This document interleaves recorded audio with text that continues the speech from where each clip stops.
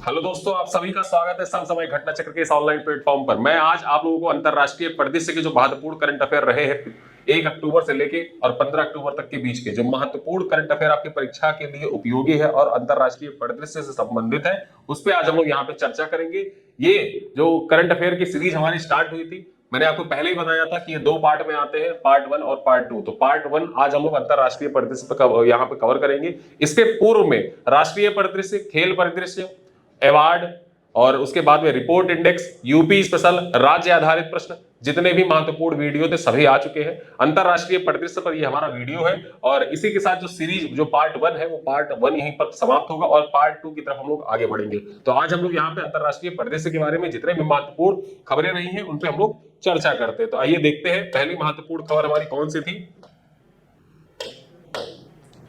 बंद हुआ कोयला संचालित ब्रिटेन का अंतिम बिजली संयंत्र। ब्रिटेन में जो अंतिम बिजली संयंत्र जो कोयला से संचालित होता था वो अब बंद कर दिया गया है। ठीक है, तो उससे संबंधित यहाँ पे क्वेश्चन है आपके लिए, एक पॉइंट्स है, देख लीजिए कौन सा पॉइंट है।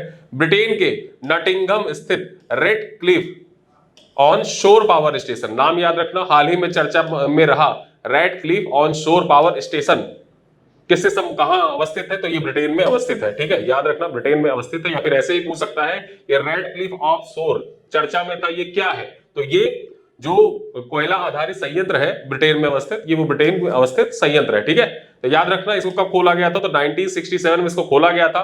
ब्रिटेन में अब केवल 1% विद्युत उत्पादन कोयले से किया जाता है। ठीक है, तो याद रखना ये जो Radcliffe on Soar power station है इसको कब खोला गया था, 1967 में खोला गया था और ये ब्रिटेन का जो अंतिम जो कोयला आधारित बिजली संयंत्र था ये था और इसको अब बंद कर दिया गया। ठीक है, तो इस वजह से ये चर्चा में था, याद रखना। आगे देखें हमारा नेक्स्ट पॉइंट क्या है। जमैका के प्रधानमंत्री की पहली भारत यात्रा, जमैका के प्रधानमंत्री की पहली भारत यात्रा, ये आपकी परीक्षा के दृष्टिकोण से इंपॉर्टेंट है। ठीक है, क्योंकि जमैका के प्रधानमंत्री की पहली बार भारत आए हैं, इस वजह से ये यात्रा महत्वपूर्ण हो जाती है। नई दिल्ली स्थित हैदराबाद हाउस में प्रधानमंत्री नरेंद्र मोदी और जमैका के पीएम एंड्रू होलनेस की द्विपक्षीय वार्ता की। ठीक है, भारत ने इस कैरेबियाई कंट्री के साथ 4 समझौते पर हस्ताक्षर किए हैं। कितने समझौतों पर भारत और जमैका के बीच में कितने समझौतों पर हस्ताक्षर किए गए हैं, तो 4 समझौतों पर हस्ताक्षर किए गए हैं। इन समझौतों में डिजिटल बुनियादी ढांचा, जो डिजिटल अवसंरचना है उसके विकास के लिए, साथ ही साथ डिजिटल पेमेंट, सांस्कृतिक आदान प्रदान और खेल क्षेत्र में सहयोग शामिल है। ठीक है, जो 4 समझौते हस्ताक्षर किए गए जमैका के साथ भारत और जमैका के बीच में, उन 4 क्षेत्र, वो 4 क्षेत्र कौन कौन से हैं, पहला है डिजिटल अवसंरचना, दूसरा है डिजिटल पेमेंट, तीसरा है सांस्कृतिक आदान प्रदान और चौथा है खेल के क्षेत्र, स्पोर्ट्स के क्षेत्र में जमैका के साथ भारत ने समझौते ज्ञापन पर हस्ताक्षर किए। तो याद रखना ये चारों समझौते। नई दिल्ली में जमैका उच्चायोग के सामने वाली सड़क का नाम जमैका मार्ग रखने का निर्णय लिया गया। जो नई दिल्ली में अवस्थित है जमैका उच्चायोग है, उसके सामने की जो रोड जाती है उसको जमैका मार्ग रखने का घोषणा किया गया है भारत सरकार के द्वारा। ठीक है, याद रखना। पीएम होलनेस ने राजघाट स्थित महात्मा गांधी की समाधि पर श्रद्धांजलि अर्पित की और अपनी यात्रा के दूसरे दिन वाराणसी में गंगा आरती में भी ये सम्मिलित हुए थे। और ये है जो जमैका के प्रधानमंत्री हैं, इनका नाम है पीएम एंड्रू होलनेस। ठीक है, तो ये पहले दिन जो गांधी जी का समाधि स्थल है वहां पर इन्होंने श्रद्धांजलि अर्पित की और दूसरे दिन वाराणसी में गंगा आरती में ये सम्मिलित हुए थे। ठीक है, आगे बात करें यूएनजीए 79, जो यूएनजीए का जो यूनाइटेड नेशन जनरल असेंबली का 79वां सत्र था, उसमें 9 देशों ने भारत की संयुक्त राष्ट्र सुरक्षा परिषद में शामिल होने को लेकर आवाज उठाई है। ठीक है, तो ये महत्वपूर्ण हो जाता है। चीन के अतिरिक्त 5 स्थायी सदस्य देशों में 4, ठीक है, जो 5 स्थायी सदस्य देश हैं, चीन, अमेरिका, इंग्लैंड, रूस और फ्रांस, उनमें जो 4 देश हैं, चीन को छोड़ के अन्य 4 देशों ने भारत की दावेदारी को पुनः रेखांकित किया है। ठीक है, तो वो 4 देश कौन कौन से, अमेरिका, इंग्लैंड, रूस और फ्रांस, इन्होंने भारत की दावेदारी को जो यूनाइटेड नेशन की जो सुरक्षा परिषद है उसमें भारत की दावेदारी को रेखांकित किया है। युगांडा, चिली, पुर्तगाल, बेलारूस, भूटान, रूस, ब्रिटेन, फ्रांस और माइक्रोनेशिया जैसे देशों के प्रमुख ने अपने संबोधन में सीधे तौर पर भारत के नाम का लिखकर समर्थन किया है। ठीक है, तो ये महत्वपूर्ण हो जाता है। जो यूएनजीए की 79वीं बैठक थी उसमें 9 देशों ने भारत के संयुक्त राष्ट्र सुरक्षा परिषद में सम्मिलित होने का समर्थन किया है। आगे बात करें, इजराइल ने यूएन के चीफ एंटोनियो गुटेरेस पर देश में प्रवेश प्रतिबंध लगा दिया है। ठीक है, प्रवेश पर प्रतिबंध लगा दिया। जो इजराइल है उसने जो एंटोनियो गुटेरेस है संयुक्त राष्ट्र के चीफ हैं उनको, ठीक है, उनको इजराइल में आने पर प्रतिबंधित कर दिया है। और देखते हैं पॉइंट क्या है। यूएन के महासचिव एंटोनियो गुटेरस पर इजराइल ने प्रतिबंध लगाने के साथ पर्सन नॉन ग्राटा, ठीक है, पर्सन नॉन ग्राटा मतलब अस्वागत योग्य व्यक्ति घोषित कर दिया है, ठीक है। आपसे एग्जाम में पूछा जा सकता है हाल ही में किस देश के द्वारा यूनाइटेड नेशन चीफ को पर्सन नॉन ग्राटा घोषित किया गया है, ठीक है। ये नहीं पूछेगा अस्वागत योग्य, सीधे सीधे लिखेगा पर्सन नॉन ग्राटा मतलब अस्वागत, जैसे आप ग्रीटिंग होते हैं ना, किसी से मिलते हैं तो ग्रीटिंग, ठीक है। तो पर्सन नॉन ग्राटा किसको घोषित किया है? तो यूएन चीफ एंटोनियो गुटेरस को घोषित किया। किसने? इजराइल ने, ठीक है।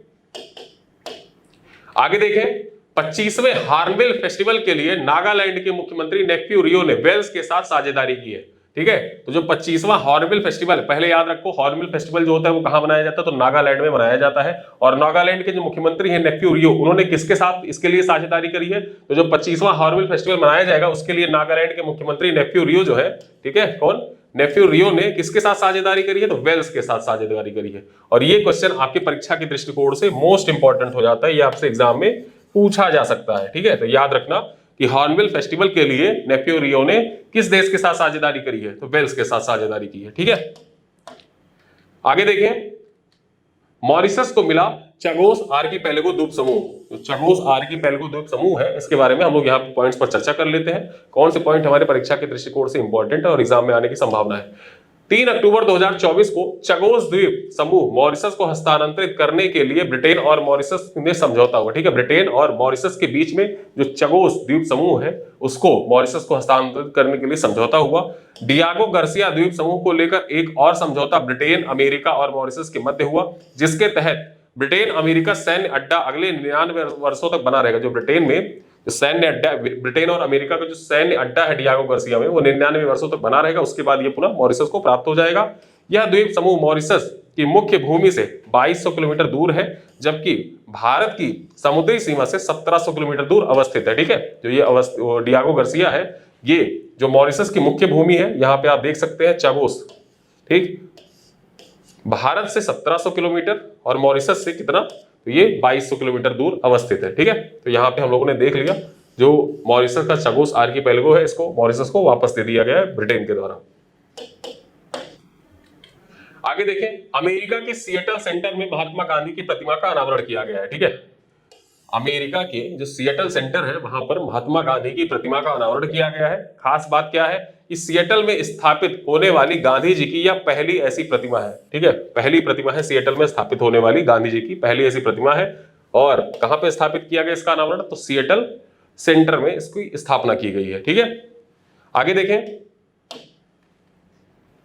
संघाई सहयोग संगठन शिखर सम्मेलन में विदेश मंत्री सुब्रमण्यम जयशंकर पाकिस्तान में गए थे, ठीक है। जो एससीओ का सम्मेलन हुआ, इस बार एससीओ का सम्मेलन कहां पे आयोजित किया गया था? तो एससीओ का सम्मेलन जो हुआ था वो पाकिस्तान में आयोजित किया गया था, ठीक है। तो इसी वजह से इसमें भारत का प्रतिनिधित्व किसके द्वारा किया गया? तो विदेश मंत्री एस जयशंकर के द्वारा जो एससीओ सम्मेलन आयोजित किया जा रहा था पाकिस्तान में, उसमें भारत की तरफ से भारत के विदेश मंत्री एस जयशंकर गए हुए थे, ठीक है।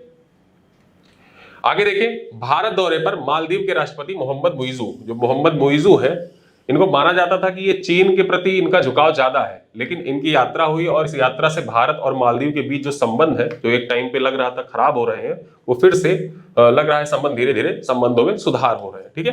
देखते हैं, मालदीव के राष्ट्रपति मोहम्मद मुइजू और प्रथम महिला साजिदा मोहम्मद, ठीक है, जो मालदीव की राष्ट्रपति की वाइफ है, ठीक है, इनका नाम क्या है? साजिदा मोहम्मद। ये दोनों अपनी दूसरी भारत यात्रा और पहली द्विपक्षीय भारत यात्रा के तहत नई दिल्ली पहुंचे। देखो, इनकी दूसरी यात्रा है। प्रधानमंत्री नरेंद्र मोदी जब तीसरी बार शपथ ग्रहण समारोह आयोजित किया जा रहा था, उसमें ये पहली बार भारत आए थे। अगर जो द्विपक्षीय संबंधों के दृष्टिकोण से देखें तो ये इनकी पहली भारत यात्रा है जिसपे ये भारत पहुंचे। मुइजू 6 से 10 अक्टूबर तक 5 दिवसीय भारत यात्रा पर थे, ठीक है। 5 दिवसीय भारत यात्रा पर मोहम्मद मुइजू भारत आए हुए थे, ठीक है। आगे बात करें, भारत मालदीव द्विपक्षीय वार्ता, इससे संबंधित जो महत्वपूर्ण पॉइंट्स है वो देख लेते हैं। भारत और मालदीव के मध्य 5 समझौतों पर हस्ताक्षर, 3 सुविधा लॉन्च की गई। 5 समझौतों पर हस्ताक्षर किए गए हैं, साथ ही 3 सुविधाएं लॉन्च की गई हैं। देखते हैं क्या क्या है। तो भारत जो अड्डू में मालदीव बेंगलुरु में वाणिज्य दूतावास खोलेगा। जो भारत है वो मालदीव के जो अड्डू अटॉल, आपने सुना होगा न्यूज़पेपरों में, अड्डू अटॉल कहाँ पे अवस्थित है, तो मालदीव में अवस्थित है। तो भारत मालदीव के अड्डू में और मालदीव भारत के बेंगलुरु शहर में अपने वाणिज्यिक दूतावास स्थापित करेगा। ठीक है, भारत ने मालदीव को 6400 करोड़ के बेल आउट पैकेज जारी किए हैं। आगे देखें, भारत और मालदीव के मध्य 40 करोड़ डॉलर और 3000 करोड़ रुपए की करेंसी स्वैप को लेकर समझौता किया गया। भारत और मालदीव के बीच में 3000 करोड़ रुपए, साथ ही साथ 40 करोड़ डॉलर के करेंसी स्वैप को लेकर समझौता किया गया है। आगे बात करें तो प्रधानमंत्री नरेंद्र मोदी और राष्ट्रपति मुइज़ू ने हनी मधु इंटरनेशनल एयरपोर्ट के नए रनवे का शुभारंभ किया है। वहीं पर भारत के एक्सिम बैंक की मदद से बना 70 सामाजिक आवास सौंपेगा। जो भारत के एक्सिम बैंक है उसके द्वारा जो 70 सामाजिक आवास बनाए गए थे मालदीव में, वो मालदीव को सौंप दिए गए हैं। और साथ ही मालदीव ने रुपे कार्ड जारी किया है। ठीक है, मालदीव में रुपे कार्ड जारी किया गया। तो ये आपकी परीक्षा के दृष्टिकोण से जितने भी महत्वपूर्ण पॉइंट्स थे उन पे हमने चर्चा कर ली। इसमें सबसे महत्वपूर्ण पॉइंट आपके लिए हो जाता है कि भारत मालदीव में अड्डू में अपना वाणिज्यिक दूतावास खोलेगा और मालदीव भारत के किस शहर में अपना वाणिज्यिक दूतावास खोलेगा, आपसे एग्जाम में पूछा जा सकता है। तो याद रखना, भारत के बेंगलुरु शहर में, ठीक है, बेंगलुरु शहर में मालदीव अपना वाणिज्यिक दूतावास खोलेगा। ये आपके एग्जाम में 100% उम्मीद है कि पूछा जा सकता है क्वेश्चन आपसे। आगे देखें, 2 अरब डॉलर से भारत में फूड पार्क बनाएगा यूएई। भारत में यूएई जो है वो 2 अरब डॉलर निवेश कर एक फूड पार्क का निर्माण करेगा। इससे संबंधित जो तथ्य हैं उन तथ्यों पर चर्चा कर लेते हैं। यह फूड पार्क अहमदाबाद के पास बनेगा। कहां पे बनेगा? अहमदाबाद गुजरात में पड़ता है और वहीं पर यह फूड पार्क बनाया जाएगा। पार्क में लगने वाली फूड प्रोसेसिंग यूनिट में इजराइल और अमेरिका की टेक्नोलॉजी का इस्तेमाल किया जाएगा। कहां की टेक्नोलॉजी का इस्तेमाल? तो इजराइल और अमेरिका की जो टेक्नोलॉजी है उनका इस्तेमाल किया जाएगा। साथ ही भारतीय विदेश व्यापार संस्थान की एक शाखा दुबई में भी खोली जाएगी। जो भारतीय विदेश व्यापार संस्थान है उसकी एक शाखा दुबई में खोली जाएगी। 2026 तक यूएई में भारत मार्ट ओपन किया जाएगा। 2026 तक, वर्ष 2026 तक यूएई में भारत मार्ट ओपन किए जाने का लक्ष्य निर्धारित किया गया कि वर्ष 2026 तक यूएई में भारत मार्ट ओपन कर दिया जाएगा। आगे बात करें तो यूएई में भारत के निवेश प्रोत्साहन कार्यालय खुलेगा। यूएई में ही भारत का निवेश प्रोत्साहन कार्यालय भी खोला जाएगा। तो यहाँ पे आप देख लीजिए कि जो फूड पार्क यूएई के सहयोग से लगाया जाएगा वो कहाँ पे लगाया जाएगा? वो अहमदाबाद में लगाया जाएगा। वर्ष 2026 तक यूएई में भारत मार्ट ओपन किया जाएगा। साथ ही यूएई में भारत का निवेश प्रोत्साहन कार्यालय भी खुलेगा। और जो फूड प्रोसेसिंग यूनिट है उसमें कहाँ की टेक्नोलॉजी का इस्तेमाल किया जाएगा? तो इजराइल और अमेरिका की टेक्नोलॉजी का इस्तेमाल किया जाएगा। ठीक है, तो यहाँ पे हमने इस पॉइंट पे चर्चा कर ली। आगे देखते हैं कौन सा अन्य महत्वपूर्ण करंट अफेयर हमारी परीक्षा के दृष्टिकोण से इंपॉर्टेंट है। देखते हैं, बांग्लादेश की अंतरिम सरकार ने 9 सदस्यीय संविधान सुधार आयोग गठित किया। जो बांग्लादेश की अंतरिम सरकार थी, मोहम्मद यूनिस इस सरकार का नेतृत्व कर रहे हैं और इस अंतरिम सरकार ने 9 सदस्यीय संविधान सुधार, जो संविधान है बांग्लादेश का, वहां पर कुछ संशोधन किए जाएंगे तो उसके लिए संविधान सुधार आयोग गठित किया गया है। और ये संविधान सुधार आयोग में कुल कितने सदस्य होंगे? तो टोटल 9 सदस्य होंगे। तो बांग्लादेशी अमेरिकी प्रोफेसर अली रियाज की अध्यक्षता में इस संविधान सुधार आयोग का गठन किया गया है जो 90 दिनों में अपनी रिपोर्ट सरकार को सौंपेगी। ठीक है, ये है मोहम्मद यूनिस। और मोहम्मद यूनुस जो है ये बांग्लादेश में वर्तमान में जो अंतरिम सरकार है उसका नेतृत्व कर रहे हैं। इनके द्वारा 9 सदस्यीय एक संविधान सुधार आयोग का गठन किया गया जिसकी अध्यक्षता कौन कर रहे हैं? तो बांग्लादेश अमेरिकी प्रोफेसर, इनका नाम क्या है? अली रियाज। क्या नाम है? अली रियाज के द्वारा अध्यक्षता की जा रही है। और इस जो आयोग है, इस आयोग को कहा गया है कि अगले 90 दिनों के अंदर आप रिपोर्ट तैयार करके संविधान संशोधन से संबंधित सौंपिए। ठीक है, तो याद रखना किसकी अध्यक्षता में? अली रियाज की अध्यक्षता में। आगे देखिए, पीएम मोदी 10 और 11 अक्टूबर को लाओस की यात्रा पर, 10 और 11 अक्टूबर के दिन पीएम मोदी जो थे वो लाओस की यात्रा पर थे। ठीक है, तो उससे संबंधित जो महत्वपूर्ण तथ्य है उस सारे तथ्यों पर हम लोग यहाँ पे चर्चा कर लेते हैं, भारत आसियान सम्मेलन के बारे में यहाँ पे, और जितने भी अन्य महत्वपूर्ण तथ्य हैं, पॉइंट्स हैं, उन पे चर्चा करते हैं। 21वें आसियान और 19वें ईस्ट एशिया सम्मेलन में हिस्सा लेने के लिए लाओस प्रधानमंत्री गए थे नरेंद्र मोदी, और इस दौरान प्रधानमंत्री मोदी भारत आसियान शिखर सम्मेलन में भी भाग लिए। ठीक है, भारत आसियान शिखर सम्मेलन में भाग लिए। वहीं पर 21वें आसियान सम्मेलन और 19वें ईस्ट एशिया सम्मेलन में भी प्रधानमंत्री नरेंद्र मोदी हिस्सा लिए। ठीक है, आगे बात करें तो लाओस में पीएम मोदी, प्रधानमंत्री मोदी 21वें भारत आसियान शिखर सम्मेलन में हिस्सा लिया। ठीक है, प्रधानमंत्री नरेंद्र मोदी ने जो 21वां भारत आसियान शिखर सम्मेलन हुआ था, ये कहां पे आयोजित किया गया था? तो ये लाओस में आयोजित किया गया था। ठीक है, याद रखना कहां पे आयोजित हुआ था, तो ये लाओस में आयोजित हुआ था और इसमें प्रधानमंत्री नरेंद्र मोदी ने भाग लिया था। इस वर्ष आसियान की अध्यक्षता लाओ पीडॉर, जिसको लाओस में अवस्थित है, के द्वारा की जा रही है। आसियान नेताओं के साथ बैठक में ASEAN Bharat plan of action 2026 से 2030 तक पर सहमति बनी। जो ASEAN Bharat plan of action है, ये इसकी अवधि कितनी है? तो 2026 से 2030 तक की इसकी अवधि है और इस पर सहमति बन गई है। साथ ही मजबूत पार्टनरशिप के लिए 2 साझा बयान जारी किए गए हैं। पहला बयान जो है वो joint statement ASEAN Bharat comprehensive रणनीति पार्टनरशिप पर है और दूसरा है डिजिटल ट्रांसफॉर्मेशन पर। ठीक है, डिजिटल ट्रांसफॉर्मेशन पर ये दूसरा साझा बयान जारी किया गया है और पहला साझा बयान जो है वो किस पे? वो joint statement ASEAN Bharat comprehensive रणनीतिक पार्टनरशिप पर जारी किया गया था। ठीक है, आगे बात करें तो वर्ष 2025 को भारत आसियान टूरिज्म वर्ष घोषित किया गया। एग्जाम में यहां से पूछा जा सकता है कि भारत आसियान टूरिज्म वर्ष किस वर्ष को घोषित किया गया है? तो वर्ष 2025 को भारत आसियान टूरिज्म वर्ष घोषित किया गया है। ठीक है, आगे बात करें तो प्रधानमंत्री मोदी ने वियंटियन में रॉयल थिएटर ऑफ लुआंग में कलाकारों द्वारा प्रस्तुत फ्रलाक फ्राराम, जो रामायण का एक प्रारूप है, उसकी प्रस्तुति देखी। उसी के साथ आगे देखें तो आसियान भारत के मध्य रिश्तों को प्रगाढ़ करने के लिए 10 सूत्रीय सुझाव दिए गए हैं। सम्मेलन के दौरान प्रधानमंत्री नरेंद्र मोदी जापान और न्यूजीलैंड के प्रधानमंत्रियों से भी मुलाकात की। ठीक है, ये जापान और न्यूजीलैंड के जो प्रधानमंत्री हैं वो विशिष्ट अतिथि के तौर पर आसियान सम्मेलन में सम्मिलित हुए थे और जहां पर प्रधानमंत्री नरेंद्र मोदी ने इनसे मुलाकात की थी। ठीक है, भारत और लाओस के 6 समझौतों पर हस्ताक्षर। भारत और लाओस ने 6 समझौतों पर हस्ताक्षर किए। वो 6 समझौते कौन कौन है देख लेते हैं। भारत और लाओ पिडोर ने रक्षा सहयोग, कस्टम, ऑडियो विजुअल विरासत के संरक्षण के संबंध में 6 समझौतों पर हस्ताक्षर किए। ठीक है, तो यहां पे याद रखना डिफेंस, कस्टम और ऑडियो विजुअल तथा विरासत के संरक्षण के लिए 6 समझौतों पर भारत और लाओ पिडोर के मध्य या लाओस के मध्य समझौते पर हस्ताक्षर किए गए। ठीक है, आगे चलते हैं।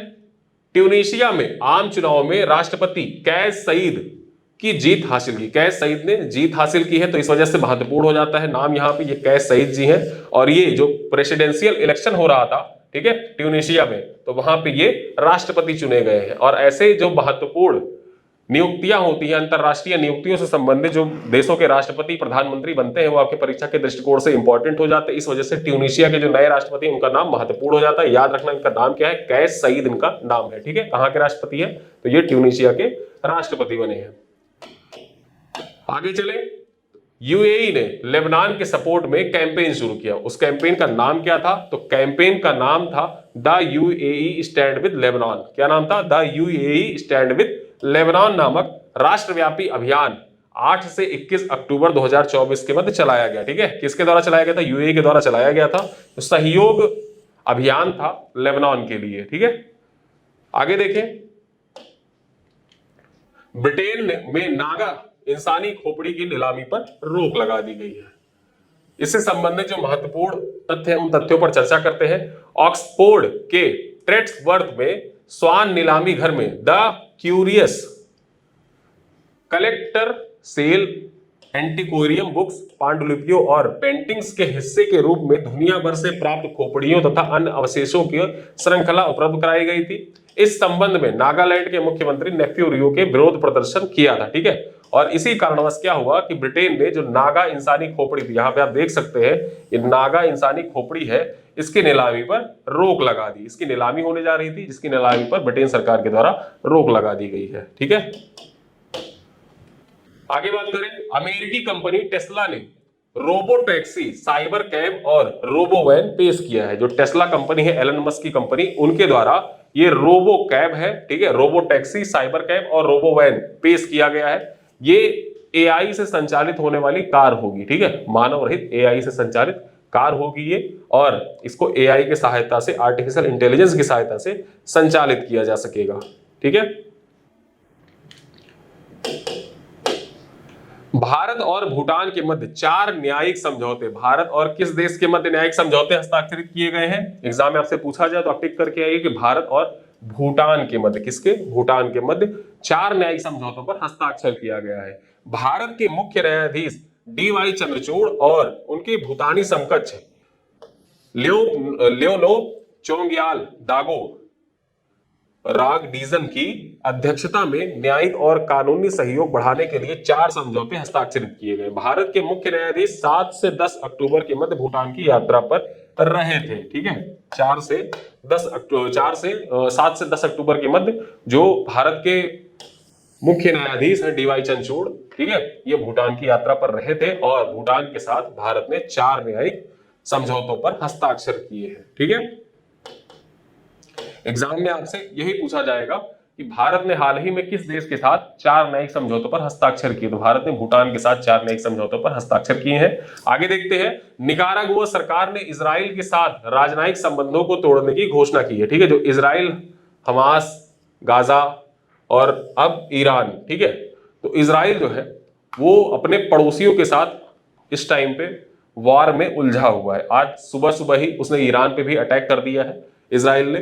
तो अब हुआ क्या कि अक्टूबर माह में निकारागुआ जो सरकार है, निकारागुआ की सरकार है, अमेरिका, निकारागुआ जो है वो अमेरिका का पड़ोसी देश है और इसने घोषणा करी कि वो अब इजराइल के साथ अपने सारे राजनयिक संबंधों को खत्म कर देगा। ठीक है, तो परीक्षा के दृष्टिकोण से याद रखना कि हाल ही में अक्टूबर माह में किस देश ने इजराइल के साथ अपने राजनयिक संबंध समाप्त कर दिए? तो निकारागुआ का नाम याद रखना, एग्जाम में आपसे पूछा जा सकता है। ठीक है, निकारागुआ ने इजराइल के साथ राजनयिक संबंधों को तोड़ने की घोषणा कर दी।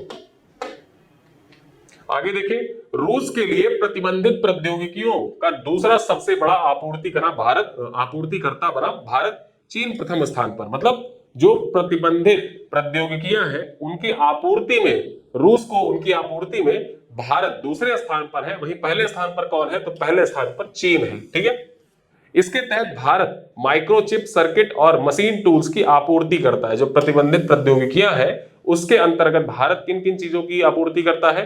तो माइक्रोचिप, सर्किट्स और मशीन टूल्स की आपूर्ति करता है भारत रूस को। ठीक है, तो याद रखना, ये चीज आपसे परीक्षा में पूछा जा सकता है।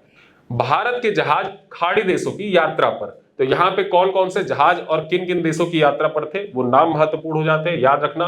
INS शार्दुल दुबई के पोर्ट रशीद पर पहुंचा। ठीक है, दुबई पहुंचा। जो INS शार्दुल है वो कहां पे पहुंचा? तो वो पोर्ट रशीद पहुंचा।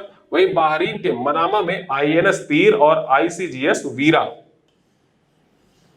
INS तीर और ICGS तीरा जो है वो कहां पहुंचे? वो बहरीन में पहुंचे। तो ये दोनों जो नाम है वो आपके परीक्षा के दृष्टिकोण से इंपॉर्टेंट हो जाता है। शार्दुल कहां पे? तो जो शार्दुल है वो दुबई के पोर्ट रशीद पहुंचा और INS तीर, ICGS वीरा जो है वो कहां पे? वो बहरीन में पहुंचे। ठीक है, SpaceX के रॉकेट ने लॉन्च पैड पर वापस लैंडिंग कर रचा इतिहास। देखिए, ये SpaceX का रॉकेट है, ये लॉन्च हुआ था और फिर वापस से लॉन्च होने के बाद वापस से आके अपने जो लॉन्चिंग पैड है उसी पे सेट हो गया। तो ऐसा सेट होने वाला ये पहला रॉकेट था और इसी के साथ SpaceX ने इतिहास रच दिया है। ठीक है, एलन मस्क की कंपनी SpaceX ने दुनिया के सबसे बड़े रॉकेट की 5वीं सफल उड़ान के साथ लॉन्च पैड पर वापस लैंडिंग कर इतिहास रच दिया है। इससे दूसरे ग्रह पर इंसान का आना और जाना आसान हो जाएगा। ठीक है, जो टेक ऑफ होता है, टेक ऑफ करना भी आसान हो जाएगा और साथ ही साथ वापस आना भी इससे आसान हो जाएगा कि लॉन्च पैड जहां से लॉन्च हुआ वापस आके फिर से वहीं पे लग जाएगा। ठीक है, तो इससे क्या होगा कि दूसरे ग्रहों पर जाना आसान हो जाएगा। यूनिफिल में योगदान देने वाले देशों के संयुक्त बयान पर भारत का समर्थन। तो यूनिफिल, ठीक है, में योगदान देने वाले देशों के संयुक्त बयान पर भारत का समर्थन। भारत ने लेबनान में संयुक्त राष्ट्र अंतरिम बल, जिसको आप शॉर्ट में यूनिफिल के नाम से जानते हैं, में योगदान देने वाले देशों की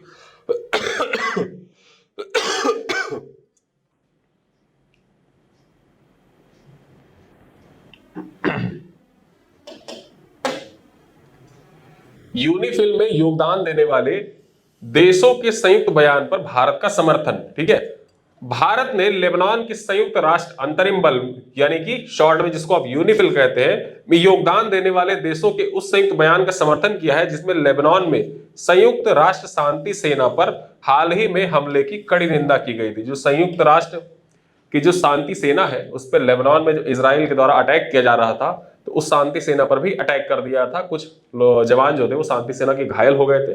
तो इस वजह से जो लेबनान में संयुक्त राष्ट्र शांति सेना है उनके लिए जो बयान जारी किया गया था, संयुक्त बयान, उसका भारत के द्वारा समर्थन किया गया था।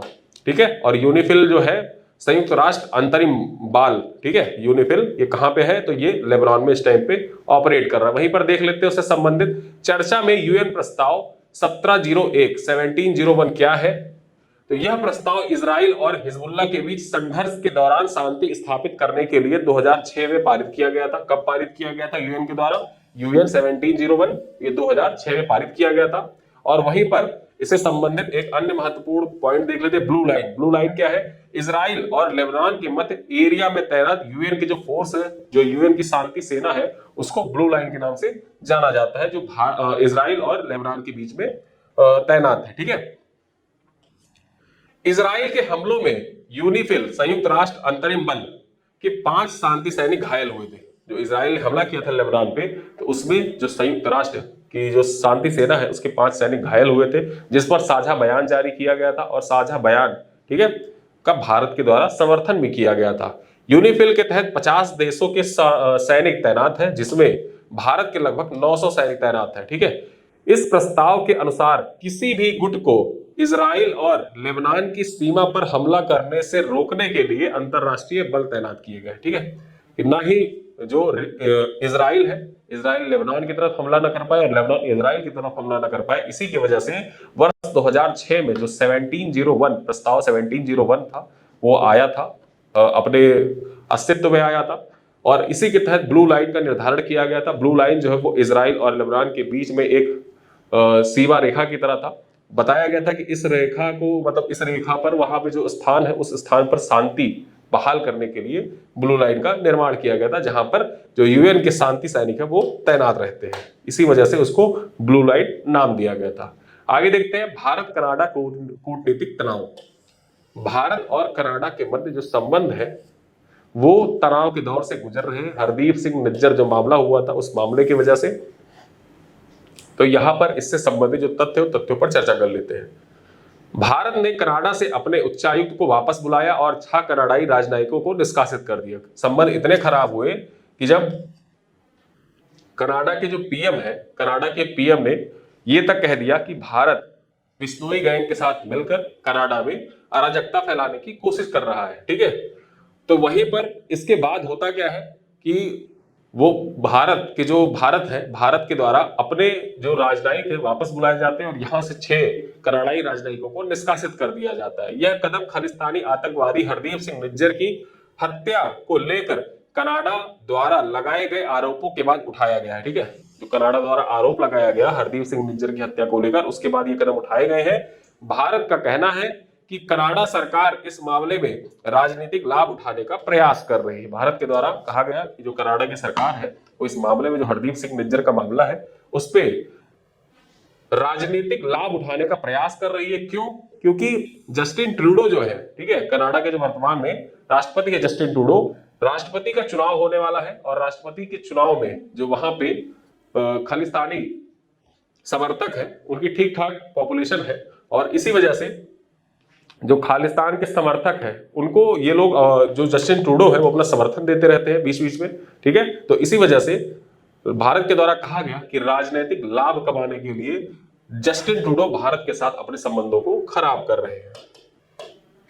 आगे देखिए, अमेरिका और इंग्लैंड सहित 194 देशों में की जाएगी महाकुंभ की ब्रांडिंग।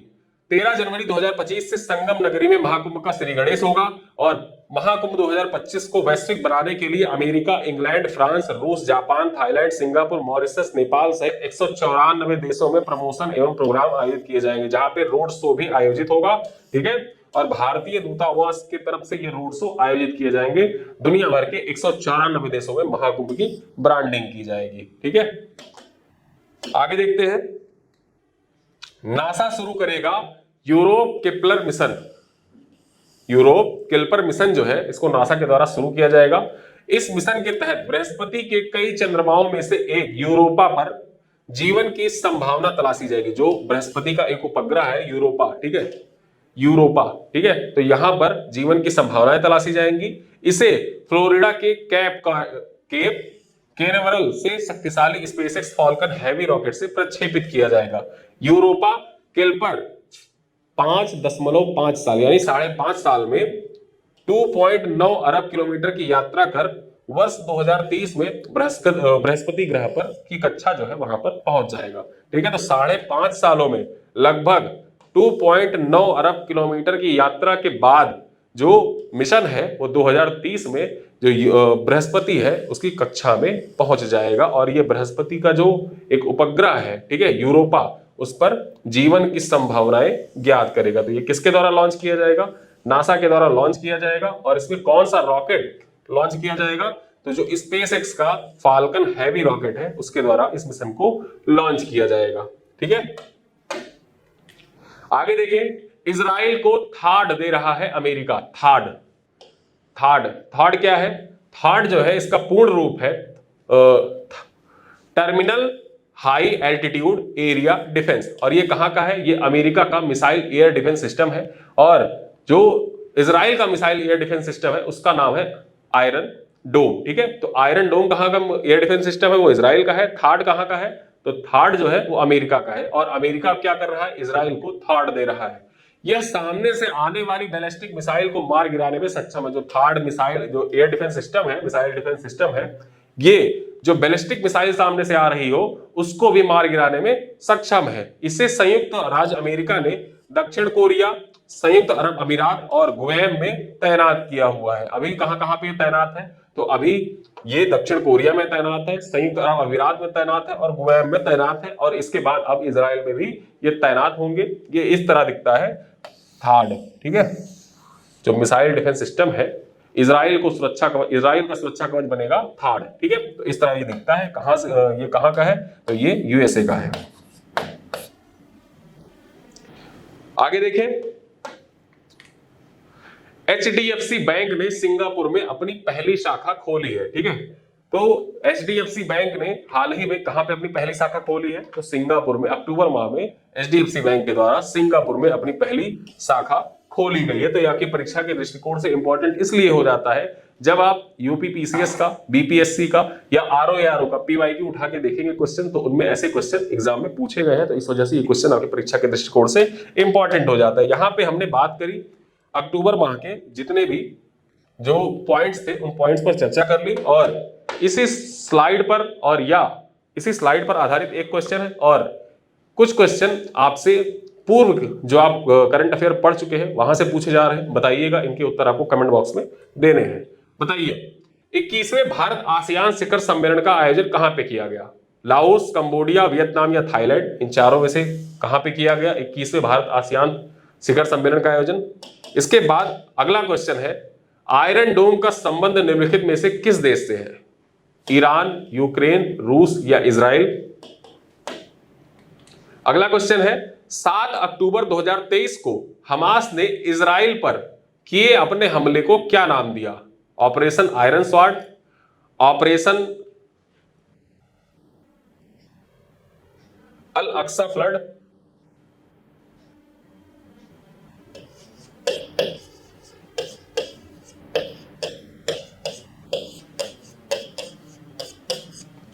ठीक है, operation iron sword, operation rising star, operation Al Aqsa flood या ऑपरेशन शाइनिंग स्टार? इन चारों में सही उत्तर कौन सा है? ठीक है, तो इन प्रश्नों का आंसर आपको कमेंट बॉक्स में देना है। वीडियो को अपने दोस्तों के साथ शेयर करिएगा। अंतरराष्ट्रीय परिदृश्य पे जो हमारे वीडियो आ रहा था ये उसका पार्ट 1 है। एक वीडियो इस पे अंतरराष्ट्रीय परिदृश्य का और आएगा। अक्टूबर माह जैसे ही समाप्त होगा तो 15 से लेकर और 30-31 अक्टूबर तक जितने भी महत्वपूर्ण अंतरराष्ट्रीय खबरें रहेंगी वो सारे उसमें एक वीडियो में कवर कर दिया जाएगा। ठीक है, मिलते हैं अगले वीडियो में, तब तक के लिए धन्यवाद।